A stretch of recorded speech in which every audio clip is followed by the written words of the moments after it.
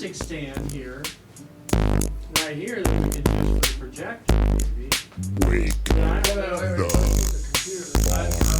there's this is even wider. All right, son, I want to tell you something. This elf, he done over here danced on that record button just right now. Bam! I think this is getting weird, so what? Elf had to catch a slice. You want some pie, son? You want some pie on Tuesday night? Yeah, you know if you don't get... You know if you don't do, you better spell that stuff correctly. You better spell correctly. I'll keep spelling. Yeah, I can. You're gonna label your headphones? You about to label your headphones? You know where your head's at? What's this music about? It's so rockety rock. Can you hear it out there okay? Yeah. The multitudes of people that are walking in here. Okay, I'm going to put this down. Welcome to Wake the Farm Up, Maintaining Ground podcast. Support the show. Hit the subscribe button. Follow our social media. Come to a live show. We get into it in Southern Indiana in this episode, Season 4, Episode 18. What? It's a poetic potion mix with Drea Star, Doula Convos, woven with the elf dad, George Schewe, the weather guy. Can I get a climate report, Dad? Come on, I need to know what's going on. Like, okay, what? Also, there's some comedy relief with the conversations of Mother Midi and Midi Boss Joe. Hope you enjoy the show. It's wonderful, beginning to end. Or feel free to jump around in the show notes. I'd like to thank Tom and the Dillsboro Arts Guild for hosting us and helping us record. Here we go. Wake the farm up. Have fun, y'all. Enjoy. Wake the farm up. Let's make art happen. All right, everybody, let's welcome Drea Star. What up? Yeah, we're recording. Or how it's going to be perceived, or, there's dozens of questions that could come up, and then someone, yourself or others, start to put boundaries around it, I guess. Mm-hmm. And it's really, well, like you were saying, with people that you can have really cool conversations, and then as soon as they know they're being recorded, it's like, oh, okay, I have to make myself sound smart, make sure I know what I'm saying, and all the things. So so maybe there's even this there is this feeling, I guess I felt that, where people get concerned that I'm recording them. But maybe there's almost like a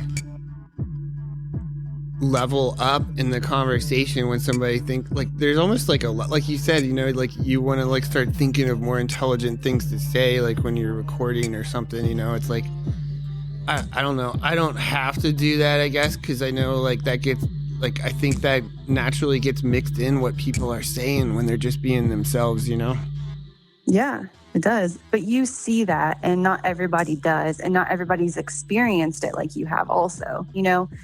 I think that the more you put yourself out there and begin to speak with your authentic voice, you start to have that innate sense of I can just be myself because myself is enough.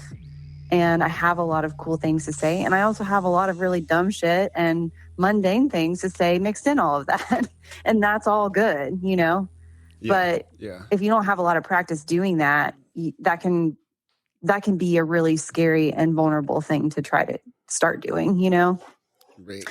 So I know that's been my experience for sure. Just being back in school as a 30-year-old and having to use technology in a way that I wasn't used to doing, and being on, recorded conversations for the school and all of these things. It was just at first I was shocked at how uncomfortable I was. And it was silly because it's not like thousands of people are going to see it, but it was still recorded and it was my voice out there, with people that I didn't know.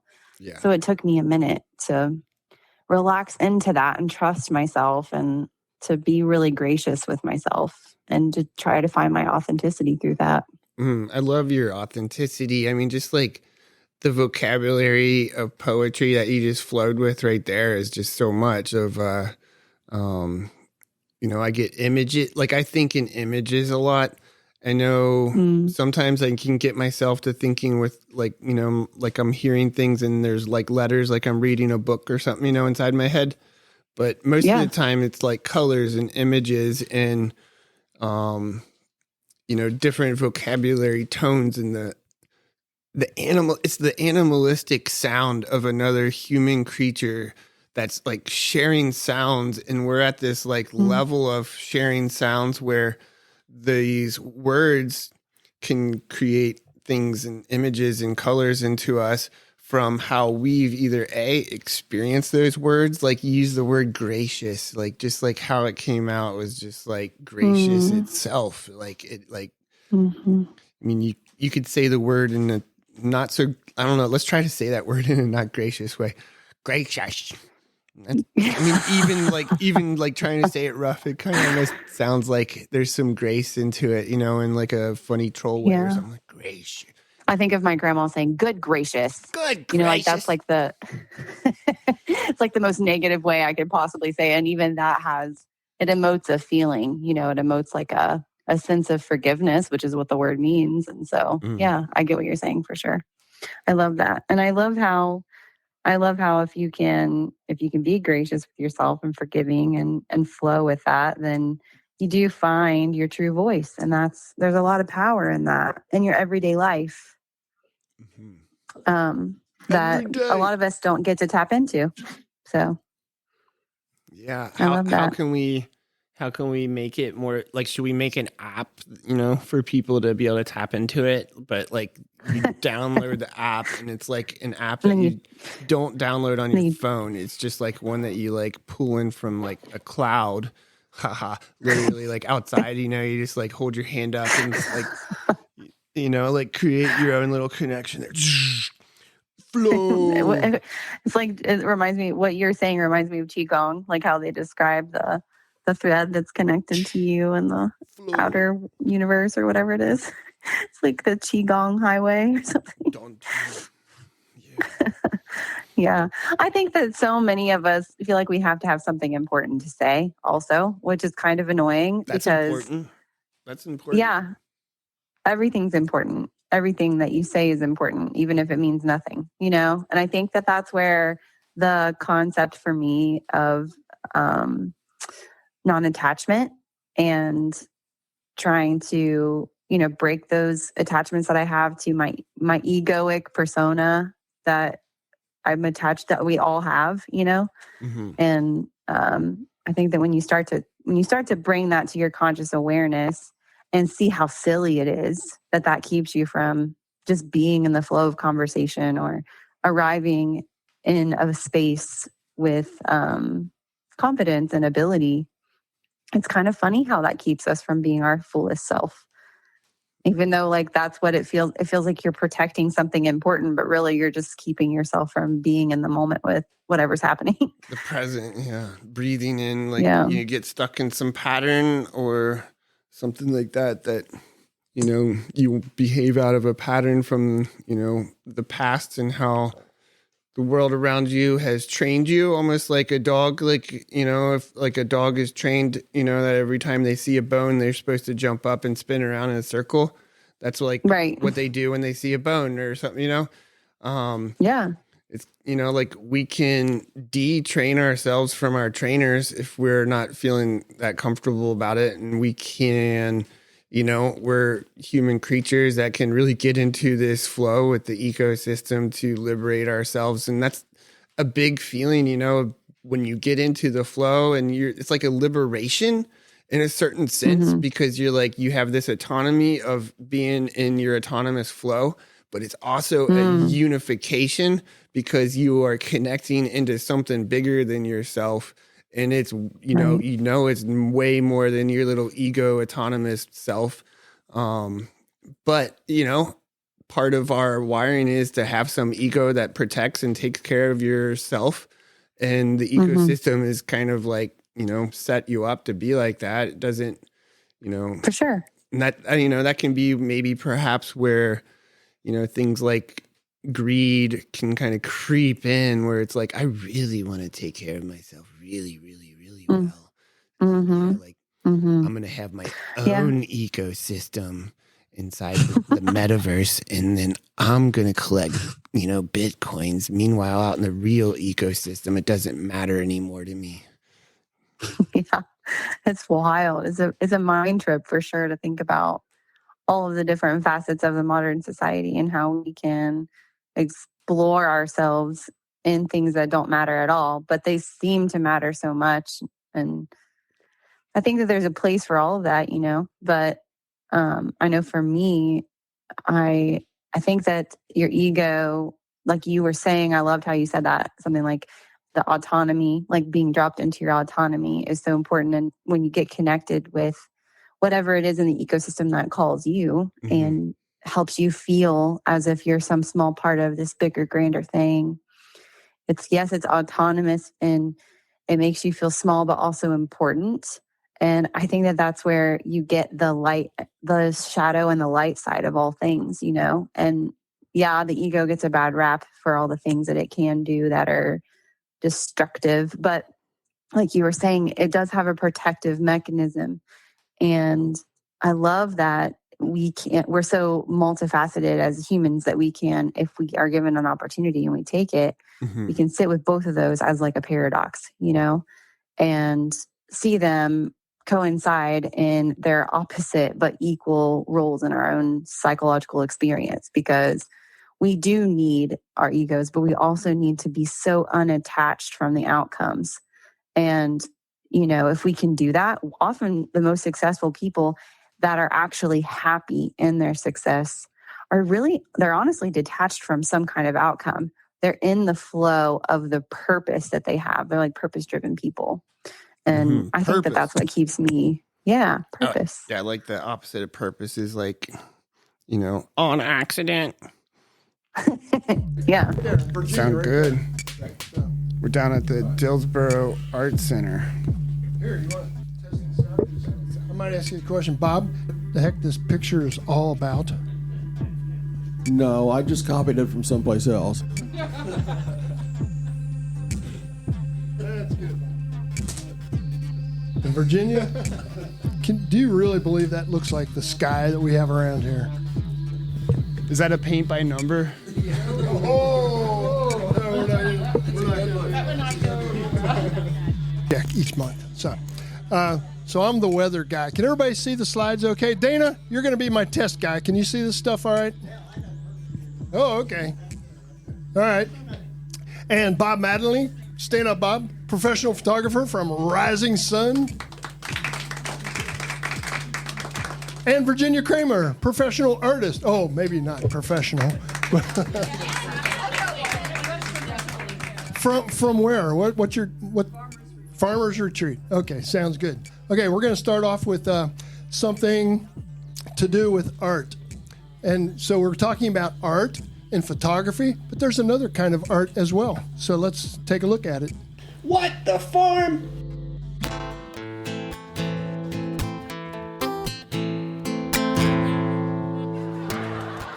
Oh, come on. It's all right. Yo, wake the farm up. Catch farm. Catch time. It's catch up time. Everybody talking. Having fun. I'm making way along under the same sun. Catch up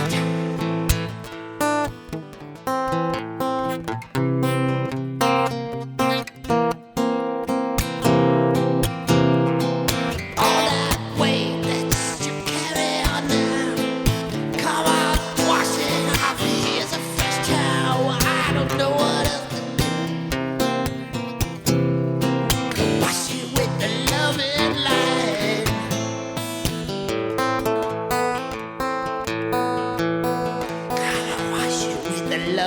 light.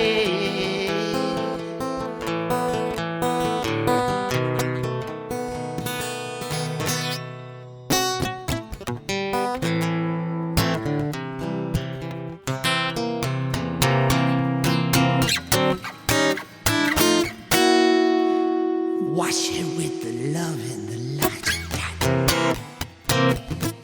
Wash it with the love and here's a towel. Watch it now. The love and the light.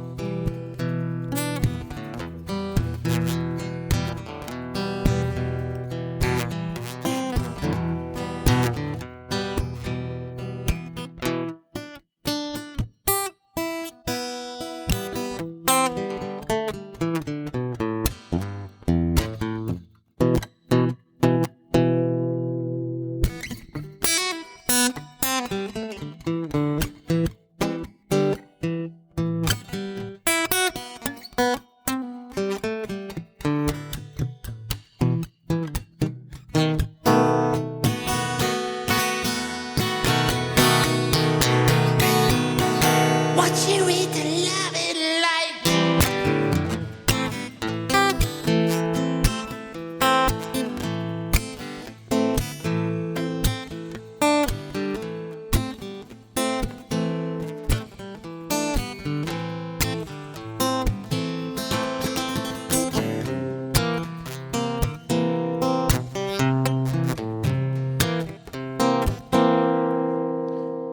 Jump station, hot dog, hot prick, come up, watch me walking down.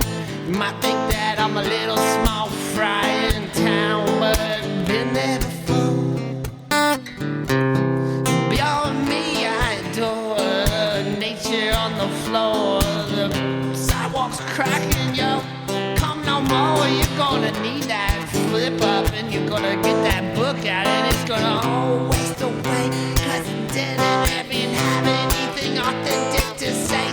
So where's it gonna go but the wasteland, yo?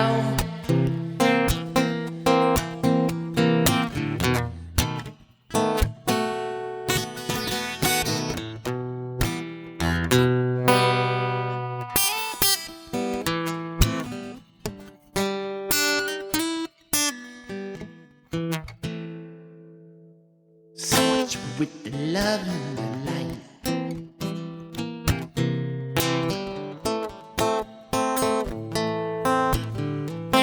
Try to turn the photon beam, harden up my heart, but I'm here with glee for thee.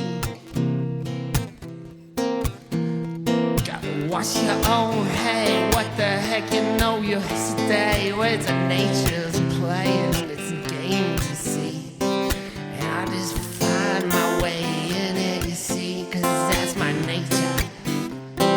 Take that away. Now I'd rather go and fall like the insects and the praise and the sleezes of fun. I say, Colin, might the clouds fly away down the sunny breeze and charm of the night.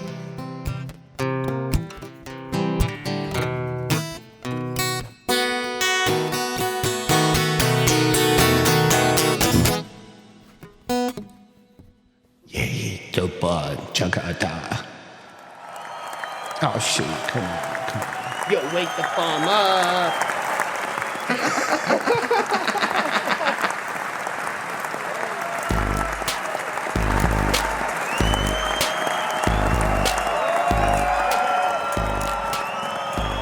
Yeah, come on, what's up? You know, we're having some incredible conversations with some amazing people and just creating random bits of amazing, like, synchronistical, you know, flows, connecting with the nature, yo. Connect up with it. Tell us what you think it's got to say through you. What's it coming through? What's coming through today? What's fresh? That's what we's in. We's in it again. Come on. That's just beautiful. Oh, thanks.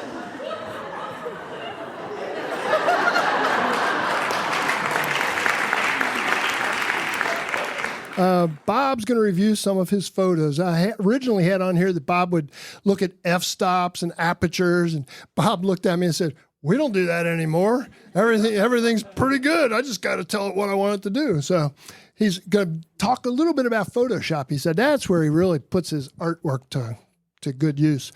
Virginia is going to show some of her landscapes. Not that one. That's my daughter's, but a whole bunch back here. And then she's going to describe each one of those briefly to you.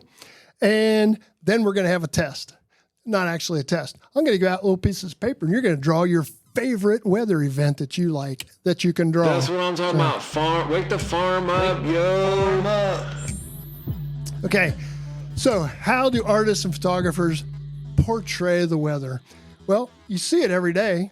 Now, for the last 3 weeks, you haven't seen much except cloudy. I mean, totally cloudy. So it was pretty cloudy. You see it in artwork. You see it in backdrops of a lot of works. I've seen works that before and after the volcano Krakatoa back in whatever year that was, 1600, the skies changed in different artworks because of the additional particles in the atmosphere. It was changing the colors and textures of the atmosphere. You see it also as very fleeting. The wind blows. You go, oh, I got to get out and take a picture of that rainbow. And you get out, it's gone. It's gone. So you got to, and that's where Virginia's work is a little nicer. She can take that picture in her mind and maybe then still be able to draw it or paint it. Okay. Sunshine, rain, snowstorms, lightning, tornadoes, they're all kind of, very quick sometimes, unless you're in the middle of a hurricane. So how can these phenomena be captured? And is there symbology in weather, art, and photos? Rainbows, what do they usually mean? La, la. Remember that song? Rainbows, raindrops, and maybe somebody don't remember. It was about 64, wasn't it? That's fog, confusion, and mystery. You get a little of that. Snow, pain, harshness, death. Clean, and coldness. And I'm going to show you pictures of all this stuff. Some I took and some I didn't. Lightning, that's wow, flashes of, lightning just can, give you a lot of electricity in your brain and just, give you ideas, and also God coming down on you. How many of us have ever heard somebody say, if this is wrong, then let God strike me down? So, it's your, Hagar, the horrible, So tornadoes, and how can these phenomena be captured then in these different media? Okay, I got to aim somewhere with this thing. There we go. Oh, I went the wrong way.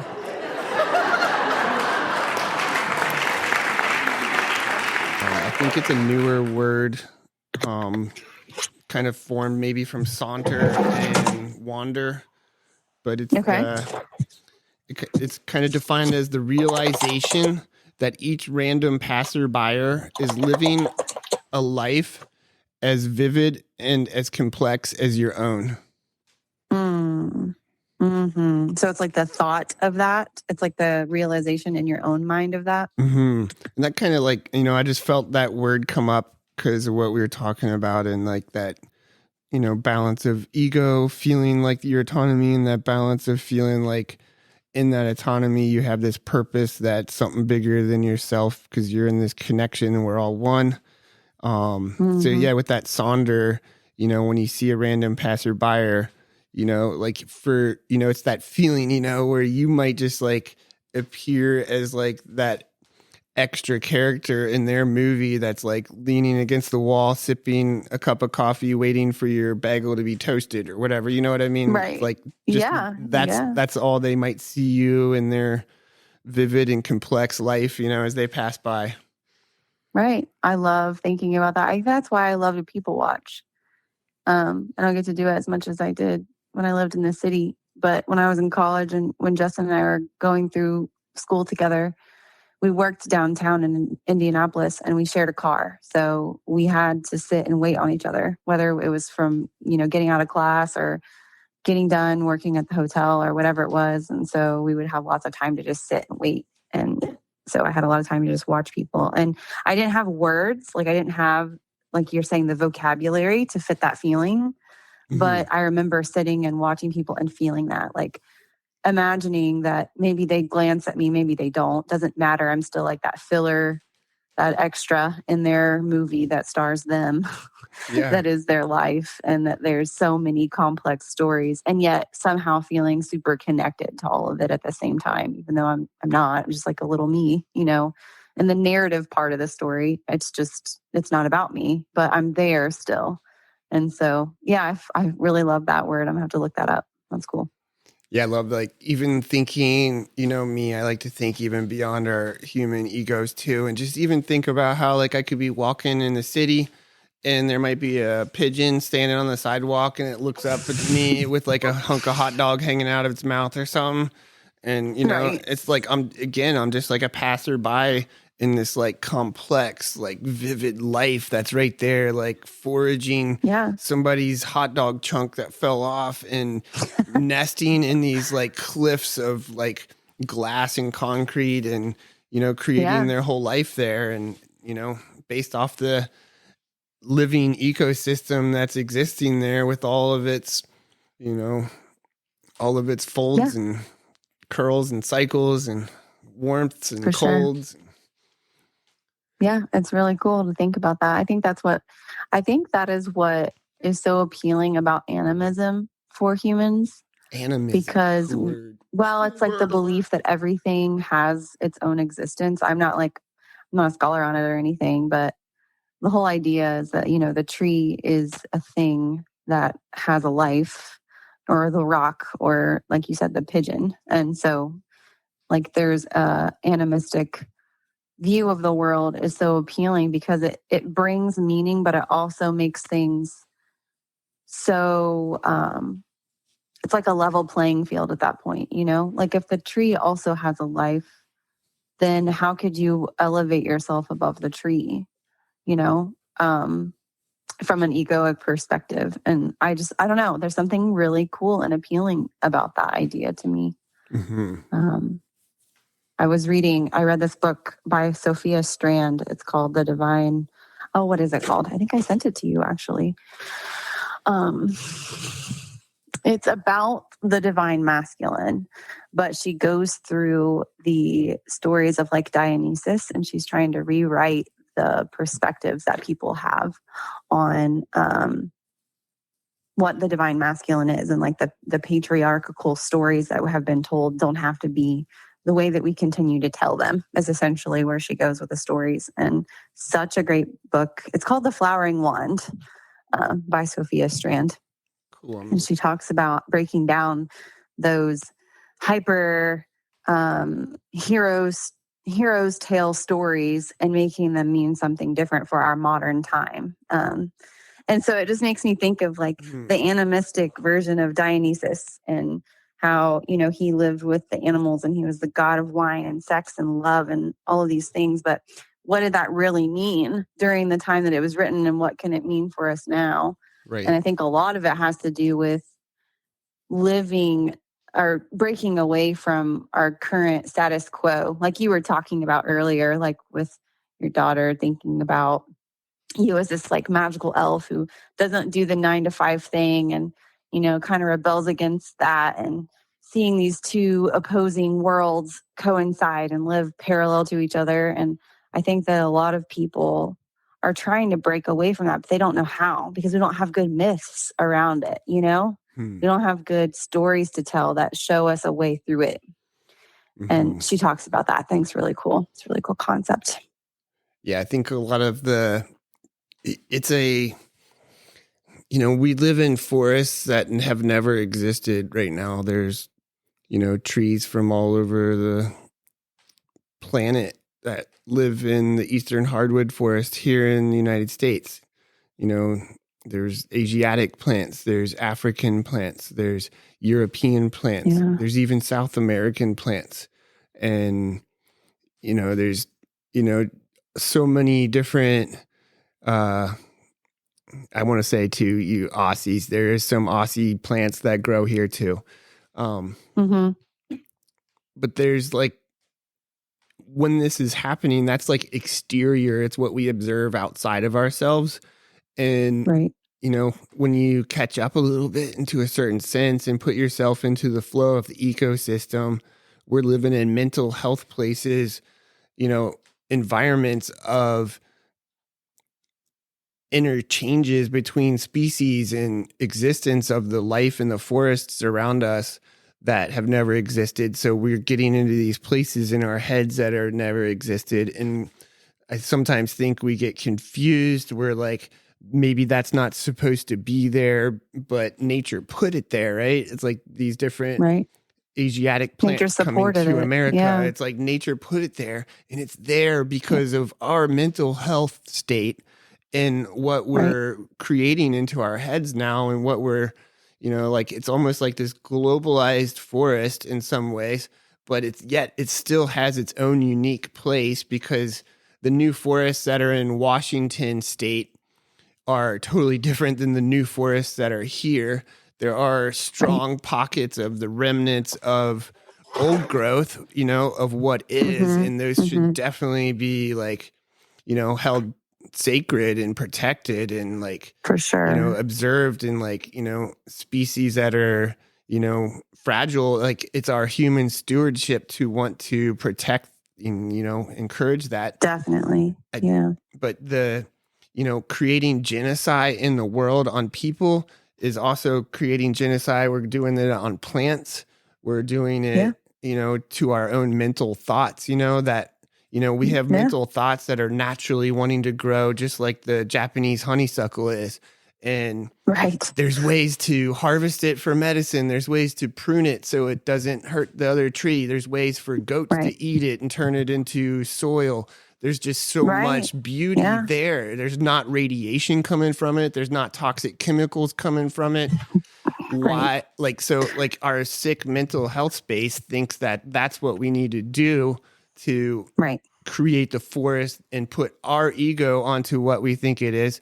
And that's been my challenge to the greater community right now, is like, as we're mindfully stewarding, are we allowing ourselves to be stewarded as well? Because like maybe here on my place, the creature that's at the top of the chain actually stewarding me and all the other creatures here is like a, you know, some cute king, queen, flying squirrel team that, you know, jumps around in the trees and, you know, checks everything out, makes sure everybody's got what they need to be happy to do what they're doing. I don't know, you know, it's like, maybe it's a tree. Maybe it's a, you know, definitely something beyond the borders that we create. Yeah, I think so. I think that, well, I think you're describing a couple of things from my perspective. One of them is the as within, so without concept, you know, like what's going on around you reflect as a direct reflection of what's going on inside of the human psyche. And as stewards of this planet and of this existence that we're all in, we manifest things on the outside of us that reflect our inner psychology and our inner workings and even our spirituality, you know. And so you don't have good narratives that transcend the dominate and control perspectives that we've been using for a really long time now.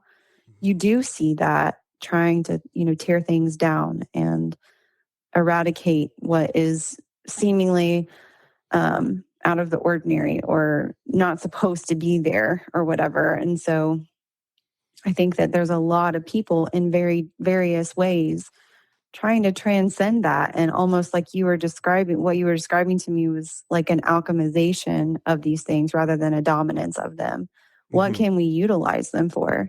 They're not taking away from us. What are they here for? If they're, you know, and that goes to also represent what's going on in our own minds and in our own hearts and our own psychology. The things present themselves. They're not always supposed to be acted upon, but why are they there?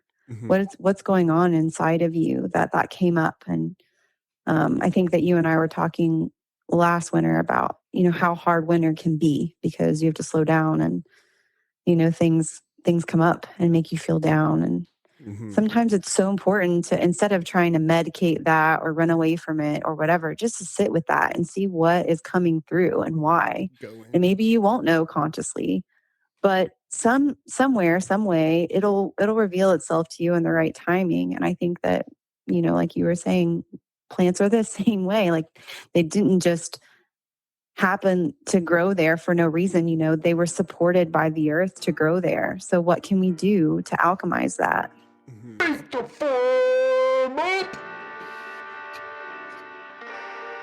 Yeah, son. Do you want any cookies?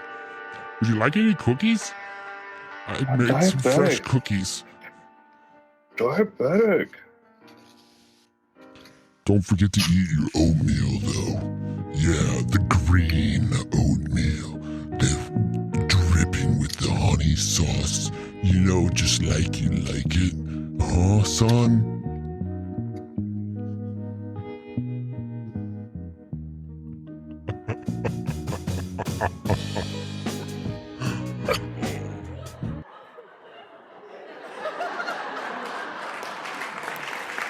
So now we'll get into a little meteorology. Where do we live? We live in what's called the mid-latitudes. We're at about 38 degrees here. Did I do it again? I hold these microphones. So we live in the mid-latitudes between about 30 and 60 degrees. I like living here because this is where the action is. It's where there's a big interchange of energy between the north and the south, down at the equator. So that's why I like this area here. And there we are right there, Dillsboro. So that little star there. What kind of weather do we have here in Indiana? We have 4 seasons. Yay. Let's move to Florida and have the same season all the time. And golf all the time. How many people golf in here? No golfers. I love you all. And we have a moist continental atmosphere here. Okay. The weather here is moist and continental. Continental means it's always over the land because we're in Indiana, but it's moist because of the Gulf of Mexico, bringing all that moisture up. Okay. That's what's going on out there right now. We have warm to cool summers, cold winters, and it's variable over those mid latitudes from southwest to northeast. Okay. Think of Nevada and Arizona, dry climates out there, and then up in the eastern United States, northeast, quite different. So that makes differences in rainfall. And of course, you got a lot of other things affecting it too. Altitude and heights. So what's severe weather? Severe weather is dangerous meteorological, cause social disruptions. It can cause damage, loss of life, loss of electricity, which is why some of us have little generators that'll run one light bulb for a couple hours. So, and it depends on, and this isn't just severe weather, this is all weather. Depends on your latitude, which we just talked about. We're at about 38 degrees here in this area, okay? North of the equator. So we're not south, we're north. Depends on altitude. I didn't say attitude, I said altitude. Altitude, the elevation. We're sitting at around 880 feet above sea level here, which is not very high, but you get into the Appalachian Mountains, you get up to 3,000, 4,000 feet. And if you've ever gone into the Smoky Mountains, as you go up, the climate changes because now you get into forests that are quite different than the forest we have here in this area. The topography itself, valleys and mountains, okay, will cause different kinds of effects. And then the atmospheric conditions. We'll talk a little bit about that, not much. So let's talk about the difference between weather and climate. How many of you asked the question, Dora, were you having climate change? Okay, what are you talking about? Do you know what climate is? That's what I'm talking about. Wake the farm up, yo. I love that. really I love like that thought. Like that, I just want to drop that symbiotic word in there. Like, I love how how can we alchemize that? Like, brings in like a active role in it goes all ways. It takes like lichen, it has the algae and the mushroom growing together in a symbiotic relationship, and it takes both of them showing up, right? And then they're liking it. And right. Yes. So it's easy to not feel in the flow if you're not participating in the flow that that glow, that feeling of something that glows for you.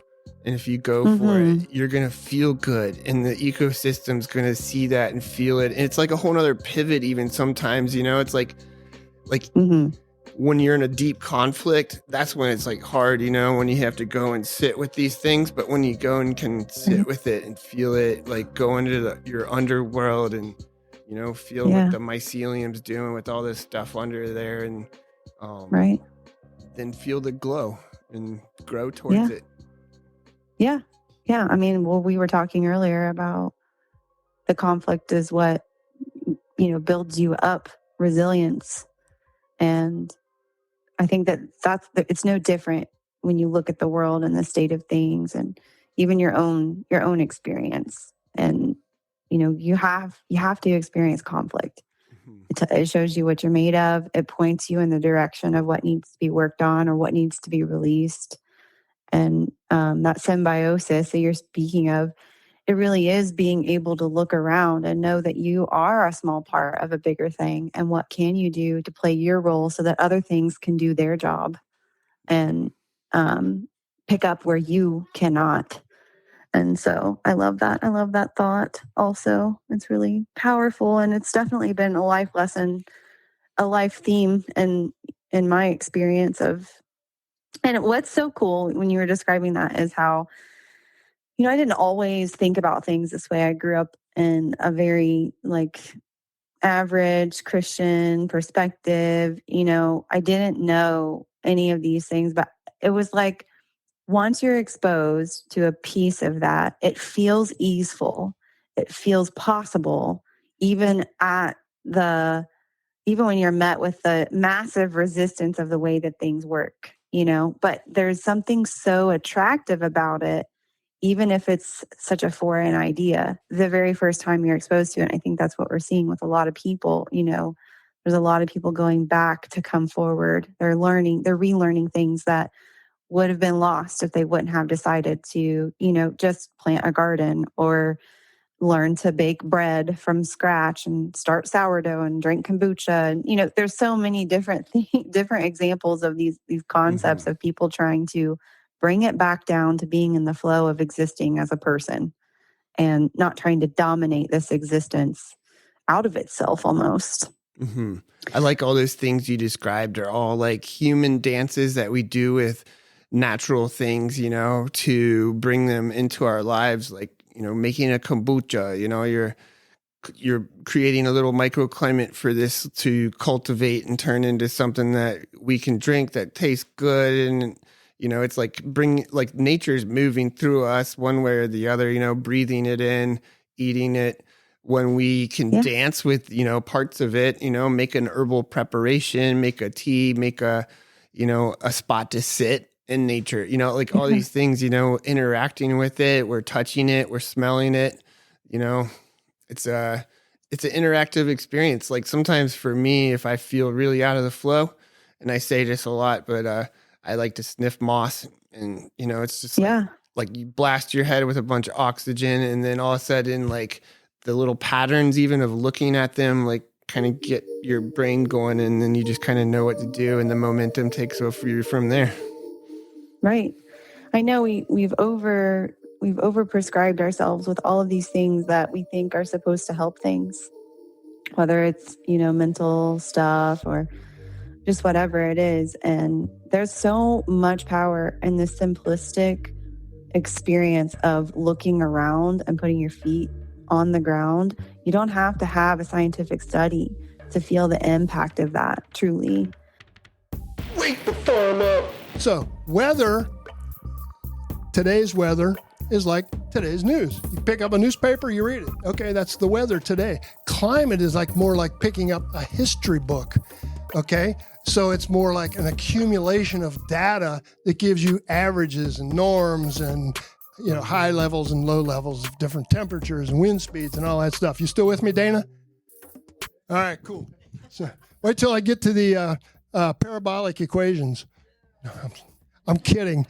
I just made that up. That sounded like something off Star Trek, didn't it? So NOAA has some names for some of these severe weather events because they have to give a classification so they can figure out what to tell people to do. So heavy snow, blizzards. Blizzards is not during a snowstorm. Blizzards are blowing snow. Okay, it may not even be snowing, but you can still have a blizzard. Okay, freezing rain, or as we like to call some of them, sleet, which is snow and rain together, or sleezel, which is sleet and drizzle at the same time. There's some really cool names. Let's see, high winds, flash floods, water spouts. I've never seen a water spout. I'd like to see some of those down in the Gulf. You guys have seen some? Cool. You got any pictures? I'll throw them in. Oh, okay. Thunderstorms, hail, tornadoes, tropical storms, hurricanes. There's a difference between tropical storms and hurricanes, and most of you know the difference between them. It's the wind speed within the hurricane itself. Once it hits like 130 miles an hour, oh, it's a hurricane now. Oh, it's only 120. We're good to go. So tell my greenhouses that. And dust storms. We don't have too many dust storms around here, but you can have dust storms if you're in other parts of the mid-latitudes and other parts of the world. This is good stuff for art and photos. These gray skies out here right now are like dismal. I'm tired of you. I've been playing on our little Alexa machine at home. I say, play any songs you know about sunshine. And there's a whole bunch of them. Sunny, thank you for, and those kind of songs. You look, I'm so proud of you. You're such a sweet one. Oh, thank you. Anytime. But baby, you labeled your hat. You're labeling everything in that room, huh?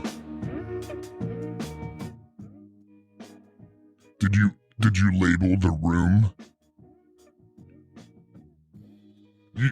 Oh boy. You know what?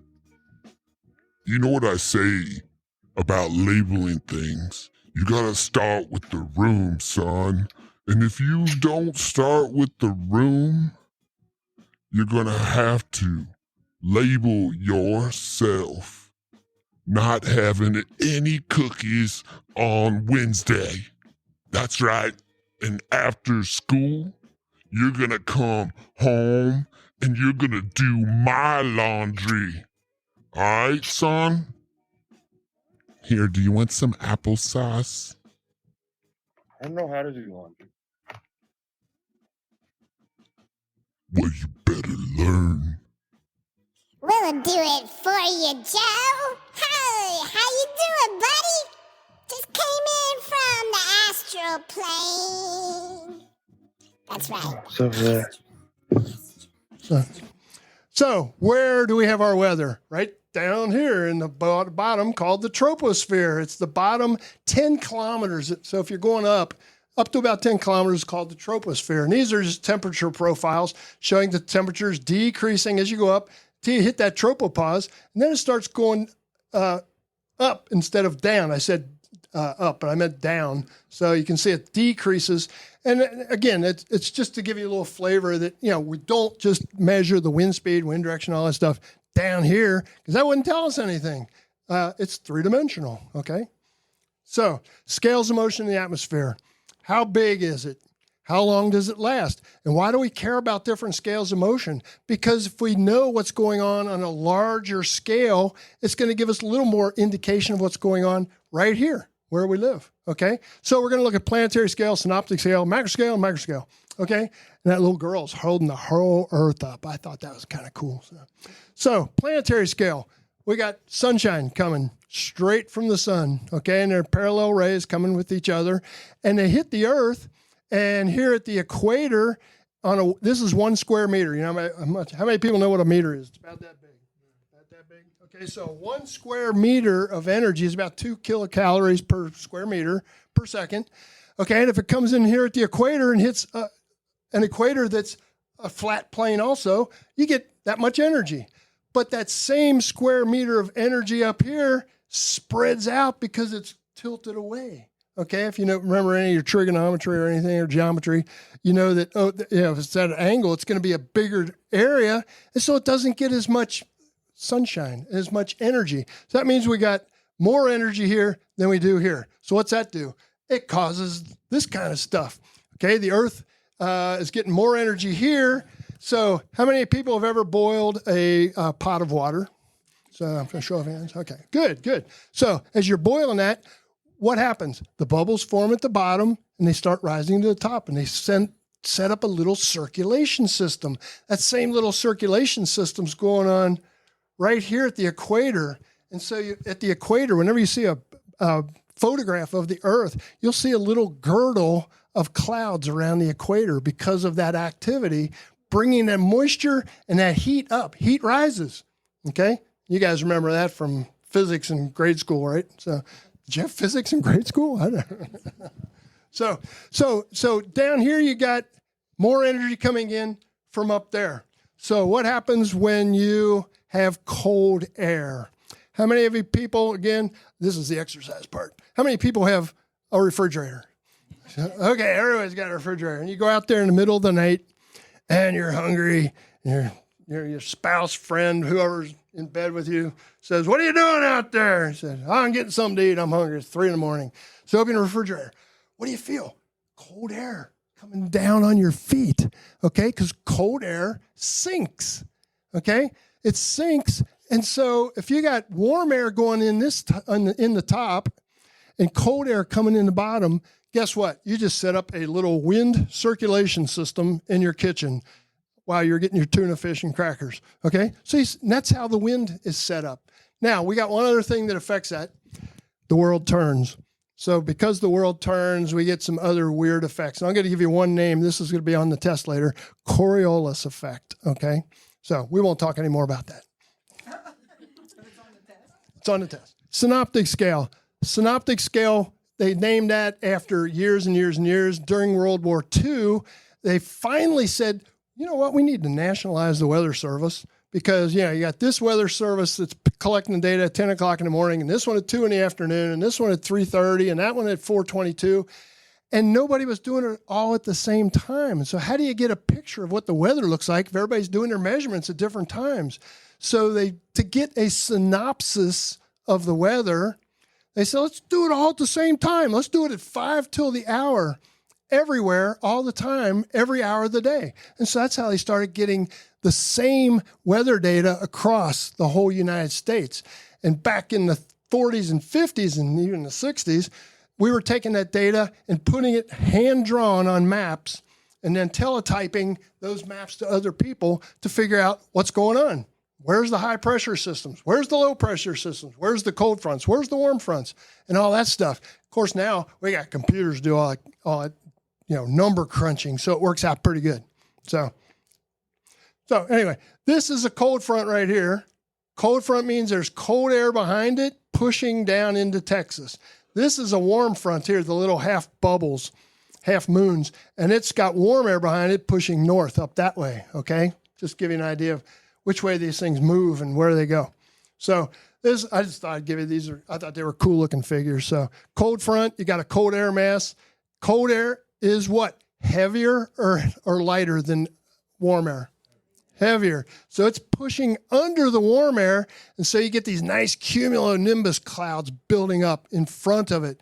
So usually when you got a cold front going through, boom, it goes through. About 2 hours later, sky is clear, it's nice, it's colder, but the rain has moved out. The other thing, though, if you got a warm air mass moving over the top of cold air, it can't get under it. And so it kind of just smears it out, and that's what we've been having here the last several days, weeks, or whatever, why the roof is leaking in our house. So, because I just can't get up there and get it fixed. Right. So, anyway, so it'll rain for days and days and days when you got warm air moving over.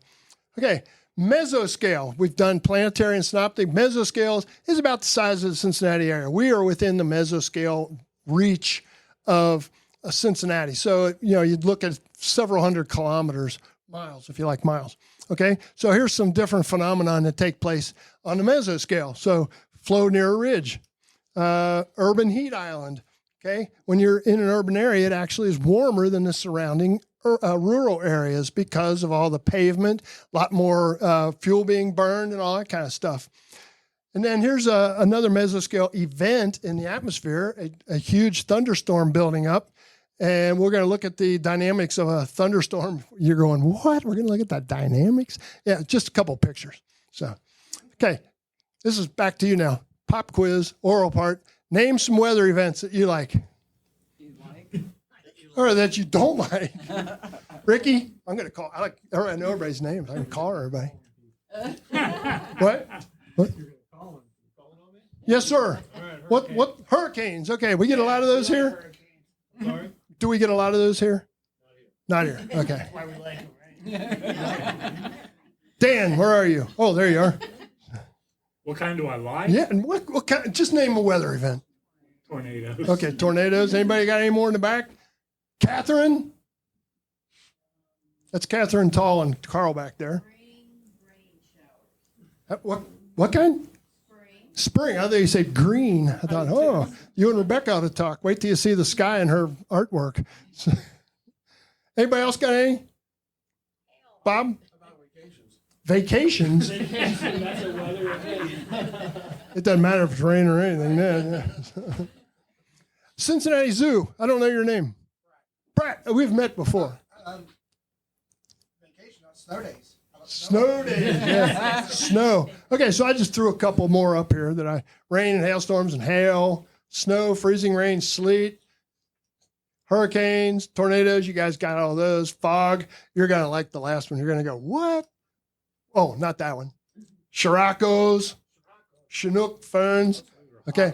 Hot winds. Very good. Dan got it. He nailed it. Those are hot winds. Okay. What we have here in the U.S. normally is Chinooks on the backside of the Rockies, the eastern side of the Rockies. Mary and I, when we lived in Fort Collins, we could have 8 or 10 inches of snow. And if all of a sudden we got that hot wind coming down over the mountain, it can melt that 8 inches in about 40 minutes. I mean, it was unbelievable. In the Far East, like around Israel and Palestine and all that, they have more what are called the Scirocco's, hot wind, and it kind of can kick up the sand and turn into a sandstorm then. So and a fin is the same thing, except it's in Germany or French Alps or something like that. It's just different names for the same thing. What the actual farm? Wake the farm up. That's right. So how do you see the weather? What's your number one indicator of what the weather's like? Who said go outside? Go outside. Why? Because you have built into you a thermometer and you can test the wind. You can do that, or you can just face the wind. And if you face the wind and it's coming this way, the low pressure system's on your left. Always remember that. So just for fun. So your bodies, and when I give a little talk to, kindergartners, I act this all out. So I'm a sleeping guy. I get up, I open the window. Oh man, it's cold here. So, because they know it, they can test the temperature. So, okay, how else do we see it? We can see how much of sunshine there is, cloudiness, sunshine. Does everybody remember that? Temperature, wind speed and direction, amount of rain or snow. Maybe I don't have my rain gauges out right now because they freeze and then they crack because they're all glass. Is that it? Nope. Let's look at some harbingers of weather. Harbingers, the bad guys. Okay, different types of clouds. So here's different types of clouds. Here's some right here too. My daughter drew this for me for, I think my birthday about 2 or 3 years ago. She's a pretty good artist, and so she drew all these different kinds of cloud types, cumulonimbus, and that's the same as these cumulonimbus here. So cumulus are kind of the ones that are closer to the ground. Right now, we've had a lot of stratocumulus just for a week or two now. If it wasn't stratocumulus and raining, it was minus 10 degrees or something. So we didn't have much choice here over the last month. So different kinds of clouds can tell you what's going to happen with weather. I think I got a few of Bob's photographs coming up, so he might have to jump in here. And there's one now. Bob, tell them about what you got. Well, this was taken down. Sorry, did I do that? Okay. This was taken down just south of Aurora on the Ohio River one summer afternoon, obviously. And just the cumulus clouds were really built up that day. Wasn't storming underneath them because you can see layers of clouds further on to the south would be the direction there. But it just looked beautiful. That's all, you know. Yeah. Okay. This I don't exactly know what it is. It looks like a giant mushroom. And you can see off further on there's another one. And there's another one that's down below the trees. I've seen this a couple times. This was taken from Red Wolf Sanctuary out back of Rising Sun down on their prairie lot or whatever that was. But and I really find that fascinating because I took an intentional break off of social media for a little bit back in October. And it wasn't like I was spending an exorbitant amount of time on there, but I just felt in my inner spirit, if you will, that I needed to unclog my system, I guess. And for me, that meant just turning it all off for a little while. And so I did that. And at first I was really bored, like annoyed, because I was annoyed with how bored I was. I was like, I wasn't even using this that much, but I went to grab it so many times. Yeah. And I, of course, like journaled about that and worked through it. But it was like week 2 when I realized that I was getting in touch with my creativity. I was noticing, the birds outside more, and I wasn't looking down for that hit of dopamine, I guess. I was looking out and observing what was happening around me a lot more. And I was telling this to one of my close friends at the park last week. And she was like, same. She was describing that she had just done this. She was on like week 2 of her like time off of screens. And she took a complete screen break. So like computer, everything. And she was like, I didn't realize how much I wasn't paying attention to the world around me and the simple things that actually mean so much. And, we think of the winter as being this dull space in time where it's gray and there's not a lot of color. But if you're paying attention, there's still a lot to see. But there's so much more color on your phone or on your TV that a lot of us just ignore it. And it's not to make us feel worse. And that's not why I'm saying that. But I'm just saying it was really cool to also share that experience with a friend who I didn't know was going through that. And she had the exact same experience, just taking a walk outside and realizing, wow, like I wasn't paying attention to the world around me much as I should have been. So you guys were able to give each other a thumbs up. Yeah, we were like, person. yeah, we made ourselves feel better. Yeah, in real life person, like a little blue thumbs up, little Smurf thumb. Yeah, we gave each other a like. We gave each other heart.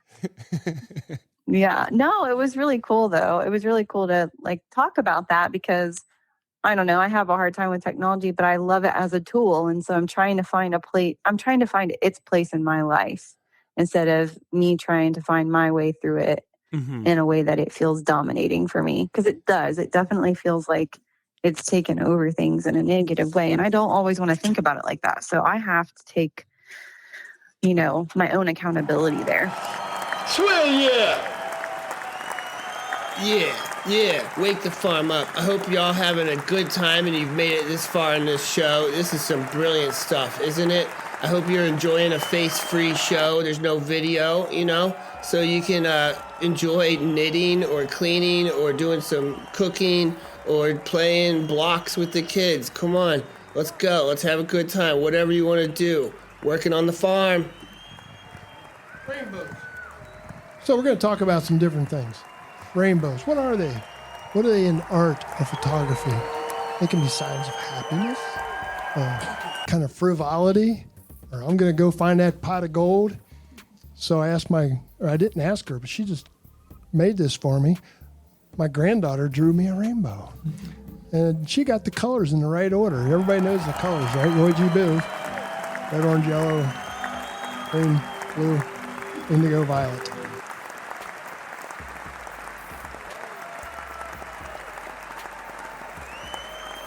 I think this is probably 3 photos stitched together. Maybe not. I don't know, depending on the lens I had at the time. But that was in the evening, and the sun was setting. You can see the rainbow itself is maybe a little bit more on the red or orange side. You don't see the green too much in it. But that was an interesting evening.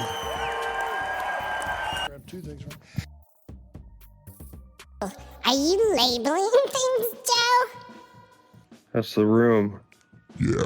The room's labeled. I'm so proud of you, son. You labeled the room. You must really want some cookies on Tuesday, huh? I might even give you some milk. If you know what I mean. We want milk. Can we have some milk? Label that, Joe. Hey, ease up, guys. That Joe, he's just, trying to make sure he's organized and getting everything lined up. It's a big year, 2024. Yeah, so let's be nice to him. Okay, all the elves are gonna show up into Joe's room. We know where it is now. It's labeled. And we're gonna go and help label everything. Every little thing. We're gonna even put it on iNaturalist. Each thing. Yeah. Okay, sounds good. Let's do it. Yeah, okay. I'm really happy. Let's do that, elves. Let's go. Yeah, here we go. Well, son, you have some really great friends. I thought elves made shoes and cookies and stuff, and I thought, they were just trying to get some of my cookie recipes. Are they not into making cookies, just eating them? What's up? Not quite sure. I've never seen them eat. They always smell like blood, though. What kind of blood? They smell like it. Do they eat roots? Are you into eating roots now, Joe? Son. Yes. Son. The only way to live. You know what I've said about eating roots.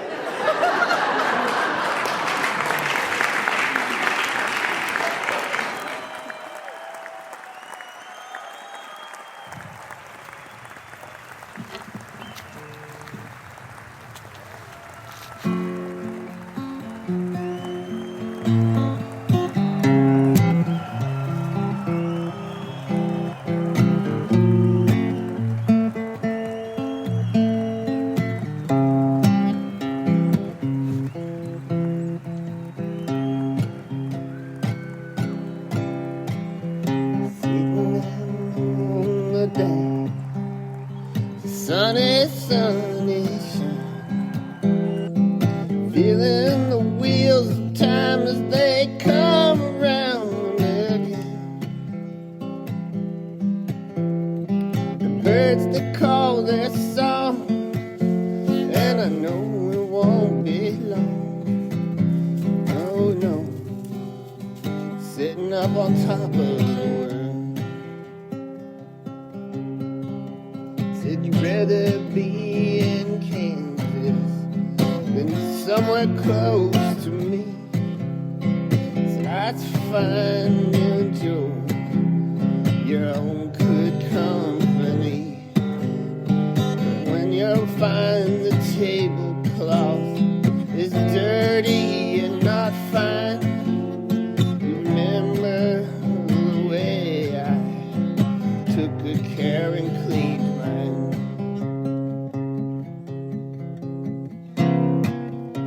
But now I'm under the weather, and the climate, it's done changed. It's all been twisted and distorted. It's a whole new arrange. Try to put that on me.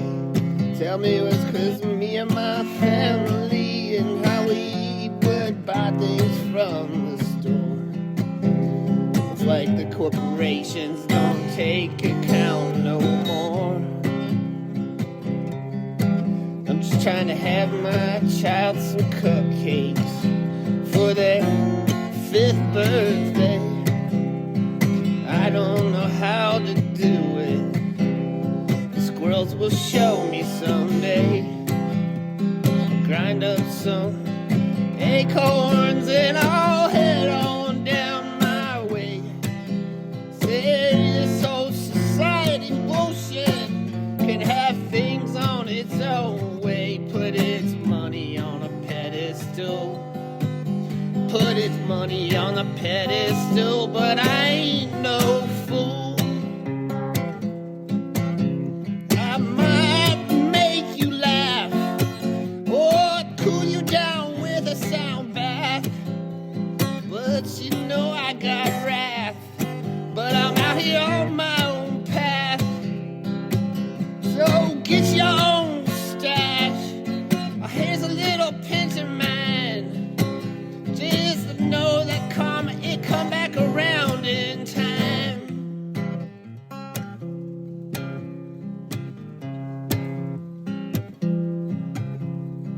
Don't go sleep out in the rain.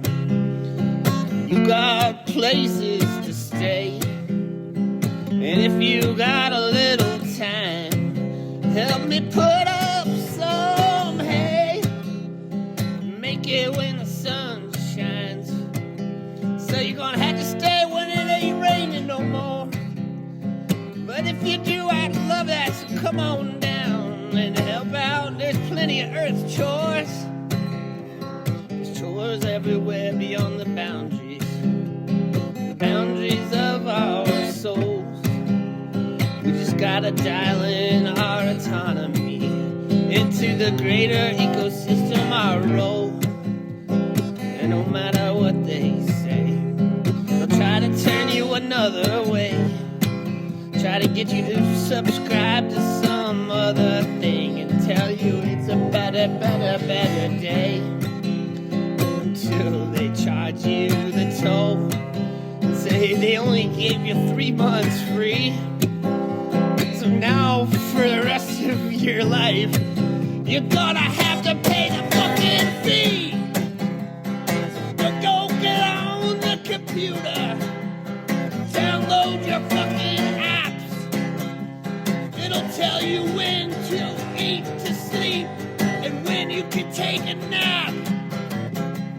Ha! And that's a wrap.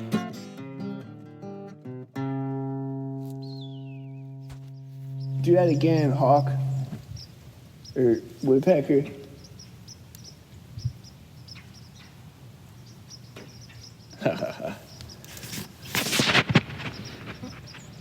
Red belly.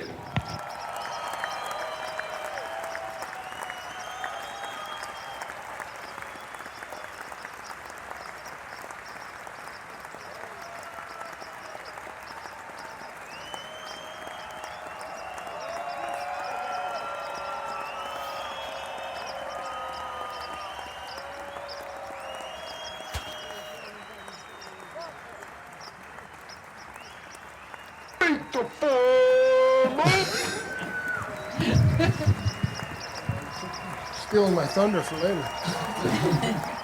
So, rainbows in art. I got online. There's a lot of stuff on weather in art. So this was one picture that it really just hit me because you have it's called The Blind Girl, and they're resting after a rainstorm has gone by, and there's that double rainbow right there. But you can see that there's a contrast here, and they talk the artist.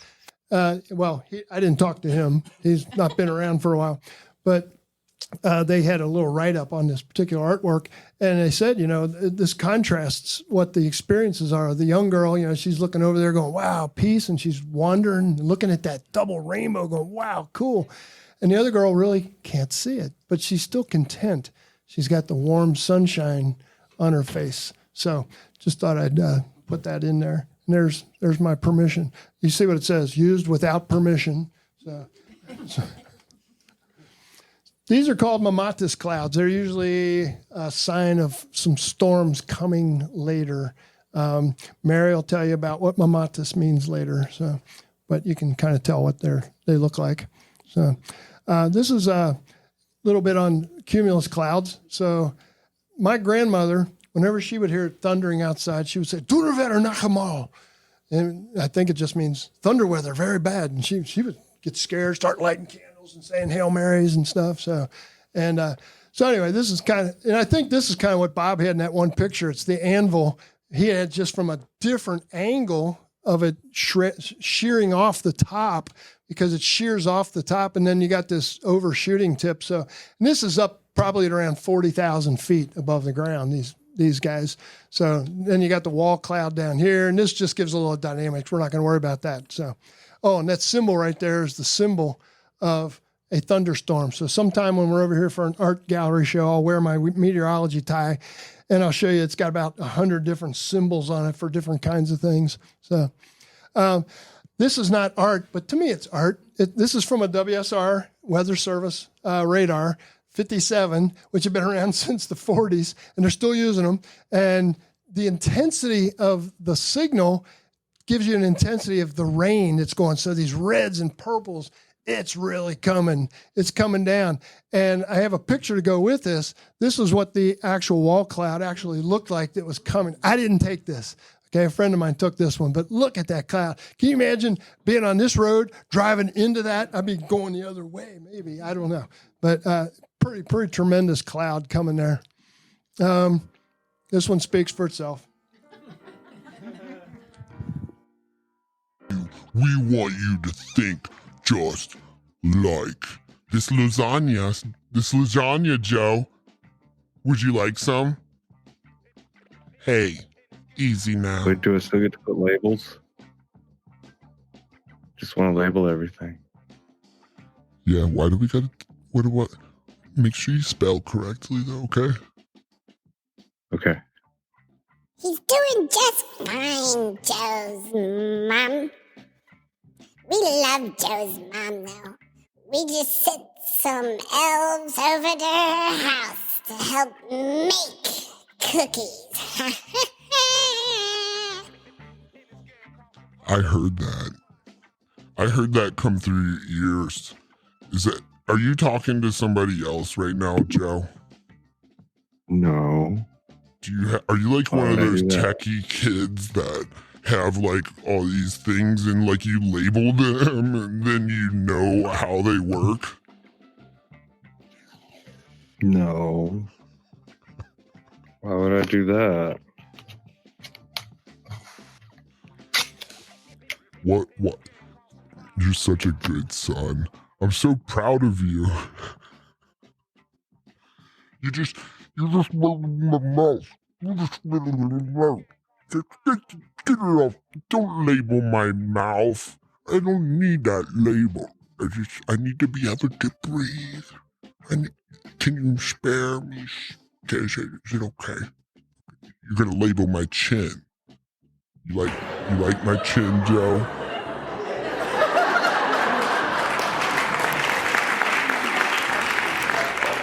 Propaganda and marketing is always funny when you look up somebody's website, right? But there's this company called Wise Phones. Okay. And these Wise Phones are, I guess just really simple phones. They have the cool, sleek look of a modern phone or whatever, but they I don't think they go on the internet. I don't think they just do some of the basic things that you'd want a phone to do, like calculator and call people kind of thing. I don't even know if you can text from it. I'm gonna have to look. You have to look that up. Wise Phone. I'm actually typing it in right now just to see. They're pre-ordering them right now. Okay, so they're not out yet. Yeah, I guess there's Y-Phone 2, so maybe they have their first one out. Maybe the next one's better.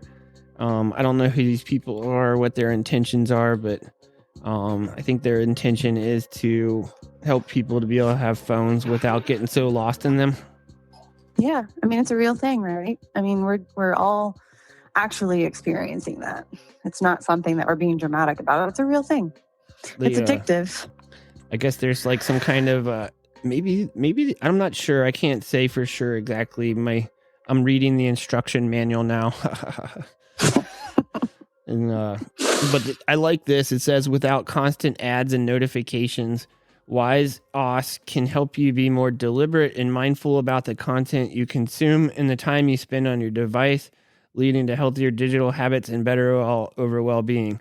And I think that's pretty cool. It's like, it's, you know, like you said, it's a tool, and this comes with a tool to help you balance your use of the tool, I guess you could say. Right. I do want to say, like, what you're doing and what a lot of people can do without having to like buy a product or something is what you're doing. And I think that's coming from your real natural self, and that's probably even more empowering, honestly. But yeah, I think it's good they're thinking about, you know, some of these kinds of things and the, you know, what's happened to culture since people have really gone into these little rectangles. It's weird, huh? I mean, I'm sure you're a little bit older than me, so I'm sure you can see it even more. But I mean, I'm 30, I'll be 35 this year. And I remember what life was like before we had instant access to everybody and everything. And it was, you know, there's so many valuable things that have come from it. You know, there's valuable aspects of that, but there's something to be said about that autonomy thing that you brought up earlier, honestly, because I think we all have forgotten that what it was like to walk out your door and just be by yourself and not feel like you're connected to this huge amount of people and input all the time. Mm-hmm. And that's what's happened with the phones being what they are. You know, they started out, you know, you could have them in your car, and then, you know, they were so expensive, so most of us couldn't have them. And then all of a sudden, they were everywhere, and they became little computers in our hands that connected us to everything that we could possibly imagine. And I know that we'll figure it out eventually, or we won't. But I think that on an individual level, it's really important to take accountability and really be super honest with yourself about what it does for you, because I think it does different things for everybody. I think there are some common themes for sure, but not everyone is as deeply affected. And then some people like me, I don't need to be connected to all of those things all of the time. I don't have a fast-paced job where I need to have my email, you know, around me all the time. But I think that someone like that may benefit from this phone, the wise phone thing you're talking about, because it would put it into perspective, you know, how much time they're actually spending on their email. You would have to go to your computer to sit down and actually open your email to make the time, rather than it just being in the in-between moments of your day. And I think that we've forgotten that. And it's not to make us feel bad that I'm saying that. I'm just saying, like, I think that we've just been, it's like the frog in the pot deal. Yeah. It's time. Okay, a little bit on just how do we get this weather data. This is a typical weather station. This one's in Haines, Alaska. You got your anemometer and your wind vane up there. Anemometer measures wind speed. Okay, then you got some other instruments down here. I'm not going to go into all these. You can have a little 10-meter tower. Most of the weather stations have them at 10 meters, which is 33.2 feet, I think, something like that. And this is one that actually we installed, we being my company I used to work for, because we have a group that does nothing but installations, out on the Unita Reservation in Utah. They had hired them to do a survey of all different kind of plant life there, because somebody wanted to come in and put all these gasification wells in. And they said, no, we don't want you on the res. But EPA said, oh, you got to at least give them and so they found tons of plants out there that shouldn't have been messed with. And so no fracking going on their reservation. So anyway, so I actually have a 10-foot one of these at my house. It's in the barn right now that I want to get reset up, but it's about 10-year-old technology. I need a new thing to download the data. So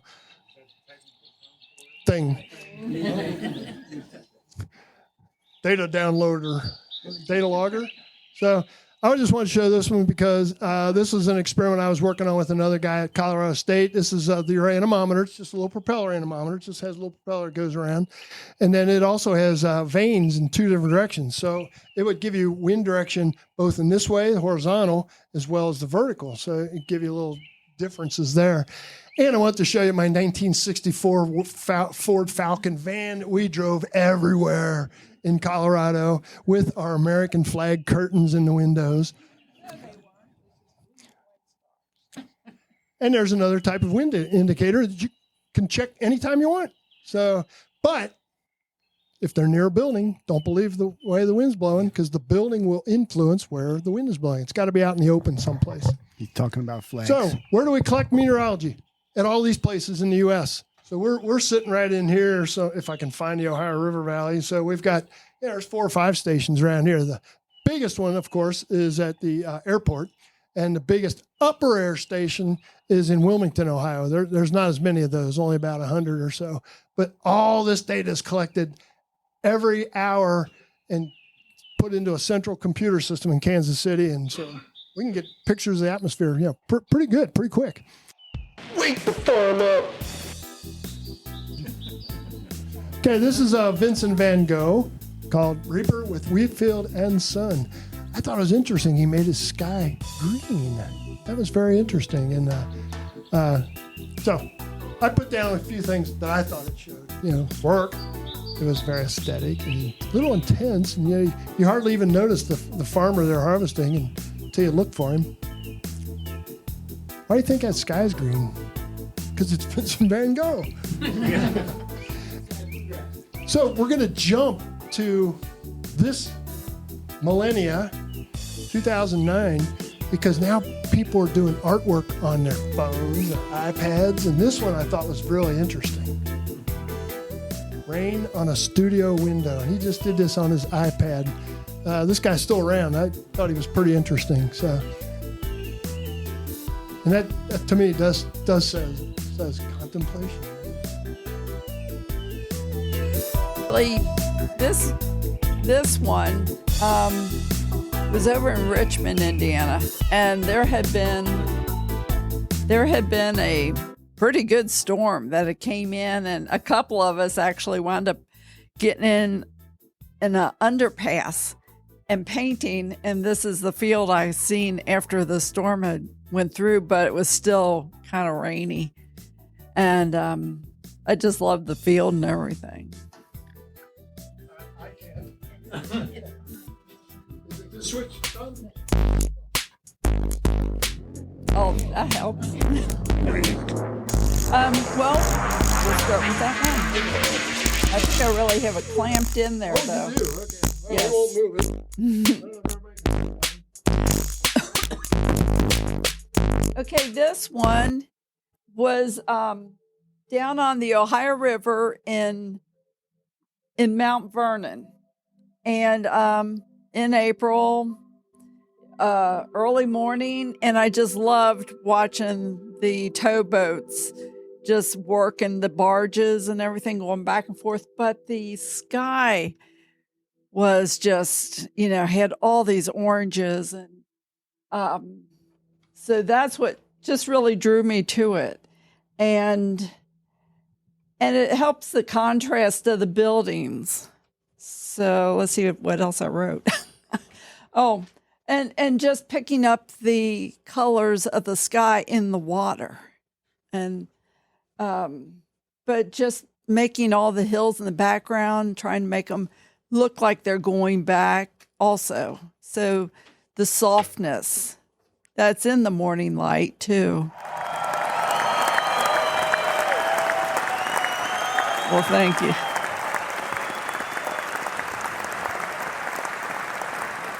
Wake the farm up. It is funny, in this conversation, I don't know if I told you, maybe but I started a YouTube channel a couple of weeks ago.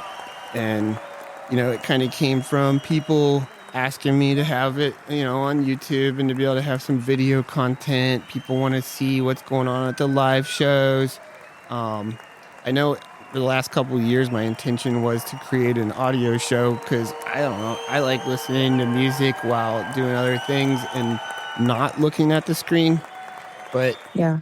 I know a lot of people, they stream things even if they're not looking at it on YouTube. So wanted to make that available. But yeah, I think even part of it, like the video aspect of it to me is like very interesting because I guess I am trying to encourage people to remember what we're talking about. And, I feel like it could be a step, when you're listening to something that's inspiring you in that direction and, you're not looking at a screen, you're able to be looking around and feeling your own environment, like seeing out your window and see what tree is like right out there. Or, Right. maybe there's not a tree right out there, but maybe there's a bird, or maybe there's whatever it is. It could be a wall with some moss and lichen on it, for all I know. Mm-hmm.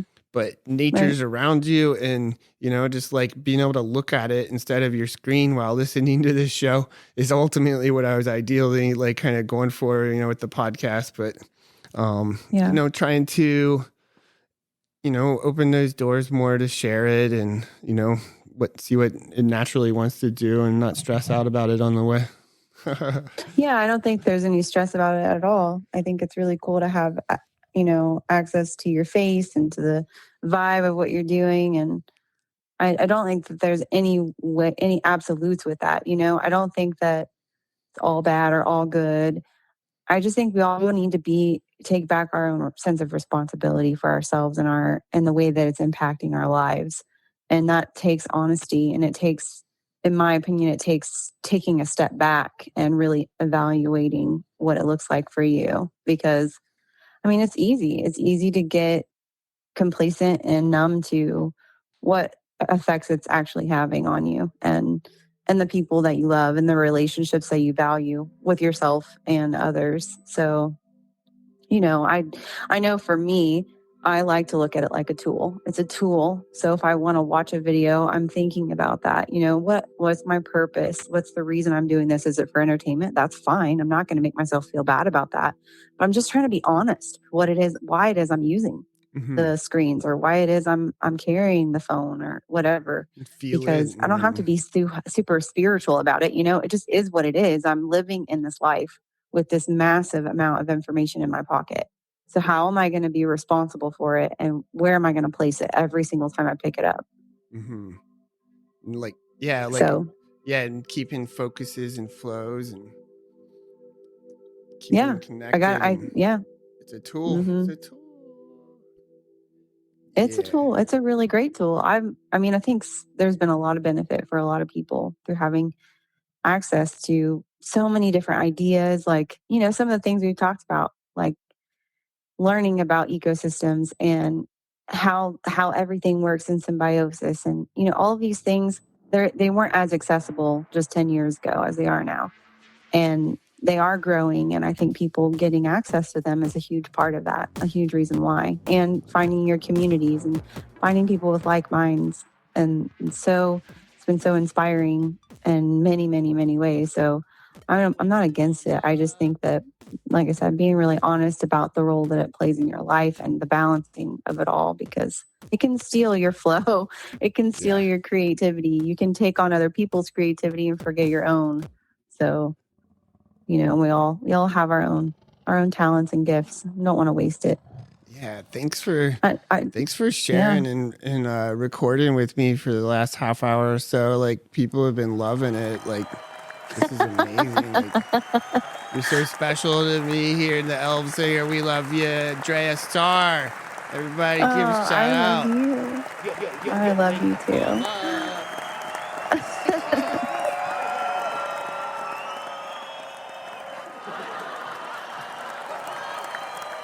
To capture it like that.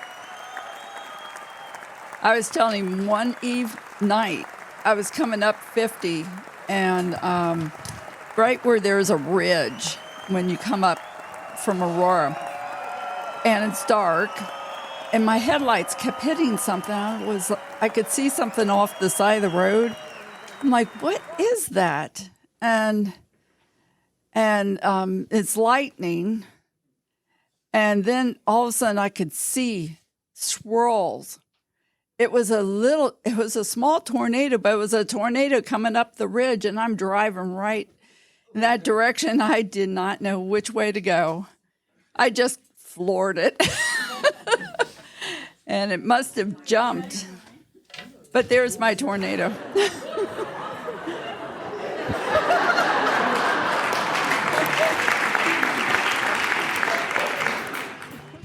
Thank you, Virginia. So I'll have it out sometime. When I get it out, I don't have any kind of boss telling me I have to have it out next Tuesday or anything like that. Nobody's paying me to do it yet, just nature. Nature gives me some wild mushrooms or something like that once in a while for doing the show. herbs and things like that from the forest, so check those things out. That's what this show's sponsored by, the Wake the Farm Up recordings anyway. Thanks for Dillsboro Art Center here. I'd love to connect with you guys more and, turning the recording off. Our new creator space. We hope it was a surprise. We're really proud of it. And we're very proud that we have people like Virginia and George and Bob that are willing to come in here and do this for us.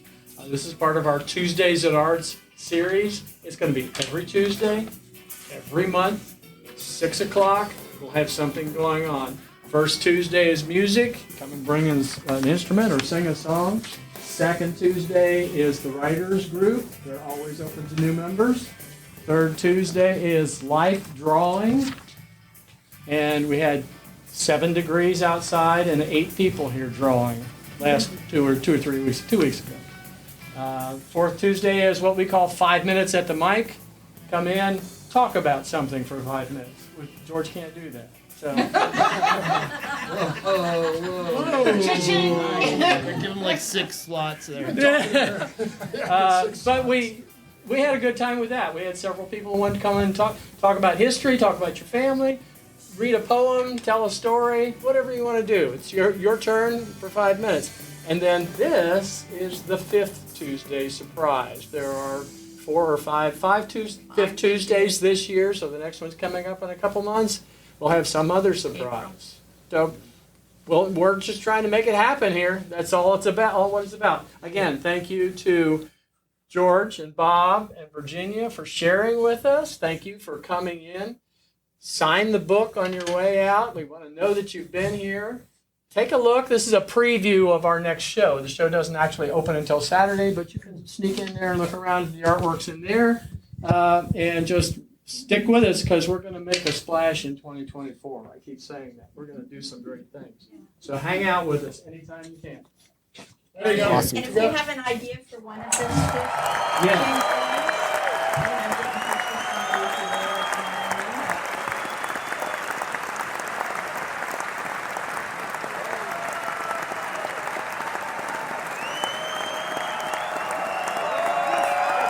You like my Chinjo? Check out my Chinjo.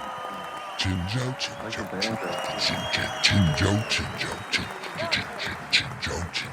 We love Chinjo. Yeah, Chinjo's the shit. Yeah, Chinjo is the shit. I could hear the elves. They do like me, huh? They do like you. Wow. Son, I'm so proud of you and your friends. You guys are doing really good things. I hope you get everything labeled tonight just right. I think I'm gonna go and hang out in my garden naked and pick some rutabagas or something, okay, baby? I'll still make you a pie on Tuesday if you want it, like you said, okay? So, all right. Yeah, feel good? You feel good now? Feels good. All right. Yep. I'm in there. Yeah, don't forget to drink water. Do you remember how to spell? Do you remember? SPLLL. How do you spell cup? It's right here. CPU. I think you're holding it upside down. Oh, where did it go? I think you were... Oh. What's this? CUP.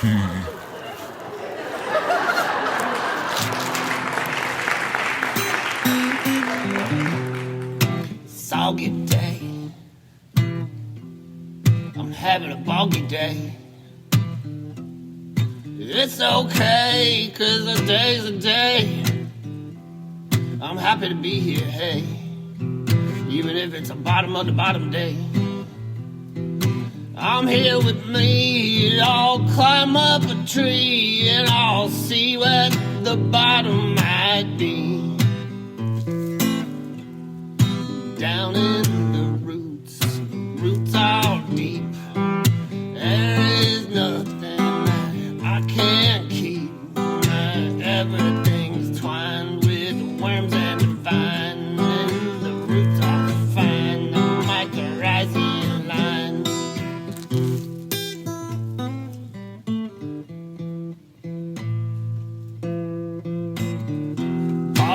soggy day. Soggy, soggy bottom hay. My face is all wet from the tears I cry from all the people I've known.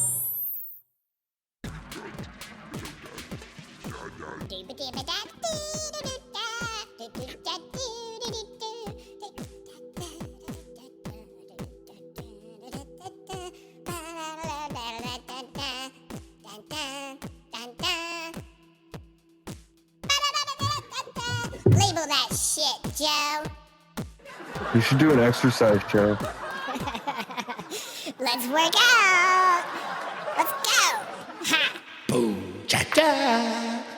Boom, cha cha. I'll snap video of chipmunks doing weird maneuvers.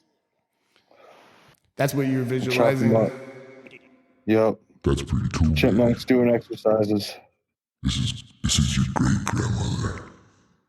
Oh, hey, great grandma. How are you, Joe? I'm better now. I just came through this organic creature that's called Elf. How did I get here? Joe, I like how you're labeling things these days. You know, we all need labels. We all need labels. I was inspired by you. If it wasn't for you, I wouldn't be here now.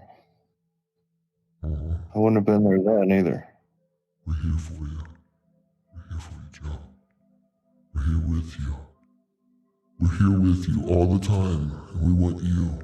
We want you to remember that we are with you, and to also remember you are the one who is here right now. You're the one that's doing it. You're the one that's doing it. You're the one that's doing it, Joe.